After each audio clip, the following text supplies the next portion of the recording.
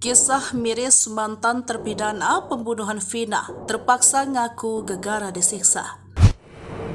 Saka Takal 23 tahun divonis 8 tahun penjara kasus pembunuhan dan ruda paksa Vina Cirebon bersama pacarnya Eki.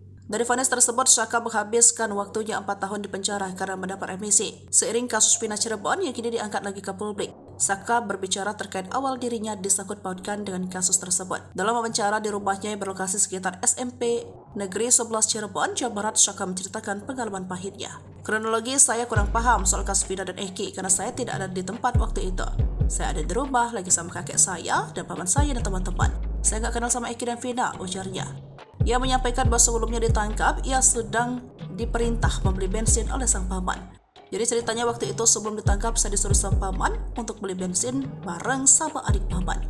Setelah isi bensin, saya niat nganterin motor paman itu, pas baru nyampe sudah ada polisi, ucapnya. Menurutnya ia menjadi korban penangkapan tanpa alasan jelas. Saya sudah jelasin, saya waktu itu cuma nganterin motor ke paman, ikut tertangkap juga tanpa penyebab apapun, tanpa penjelasan apapun, langsung dibawa, ujar dia dengan nada getir.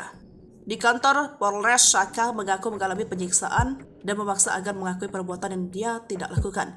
Nyampe kantor Polres, saya langsung dipukulin, suruh mengakui enggak saya lakukan. Saya dipukulin, diinjak, segala macam sampai saya disetrom. Yang memukul pokoknya anggota polisi, cuma nggak tahu namanya. Karena nggak kuat dari siksaan, saya akhirnya mengaku juga, terpaksa nggak kuat lagi, katanya. Setelah bebas, Saka mengetahui ada 3 DPO dalam kasus ini. Setelah bebas tahun 2020 lalu, saya baru tahu kalau ada 3 DPO kasus Vina. Saya pun nggak kenal siapa 3 DPO itu, ujarnya.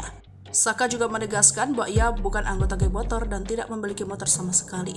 Saya itu intinya nggak ikutan geng motor, saya nggak punya motor sama sekali, ucap pemuda 15 tahun kala kejadian itu. Melalui kisah ini, Saka berharap dapat memulihkan nama baiknya.